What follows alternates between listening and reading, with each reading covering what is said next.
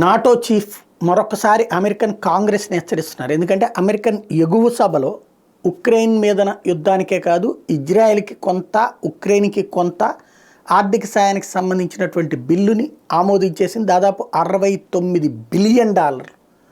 ఒక రకంగా చెప్పాలంటే 5 చిన్న దేశాల బడ్జెట్ ఒక్క ఉక్రెయిన్కి ఇవ్వబోతున్నారు.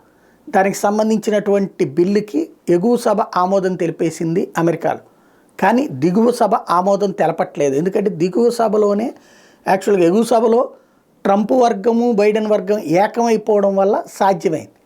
కానీ దిగువ సభలో వచ్చేటువంటి ట్రంప్ వర్గాందే ఆధిపత్యం ఎక్కువ. వాళ్ళేమో డబ్బులు రిలీజ్ చేయడానికి అడ్డుపడుతున్నారు. ఇజ్రాయెల్కి డబ్బులు ఇవ్వద్దంటున్నారు, అట్లాగే ఉక్రెయిన్కి డబ్బులు ఇవ్వద్దంటున్నారు.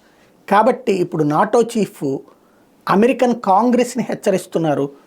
ఇప్పుడు కనుక ఆ డబ్బులు రిలీజ్ కాకపోతే, ఆ ఆర్థిక సాయం రాకపోతే ఉక్రెయిన్ దగ్గర డబ్బులు రావు.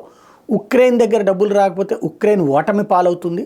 రష్యా ఉక్రెయిన్ని ఆక్రమించుకుందంటే అంతర్జాతీయంగా నాటో పరువు పోయినట్టే, అమెరికా పరువు పోయినట్టే, మనం కాపాడలేకపోయినట్టు అవుతుంది. కాబట్టి నిర్ణయం తీసుకోండి అంటూ నాటో చీఫ్ అమెరికన్ పార్లమెంటు సభ్యుల మీద ఒత్తిడి తెస్తున్నారు.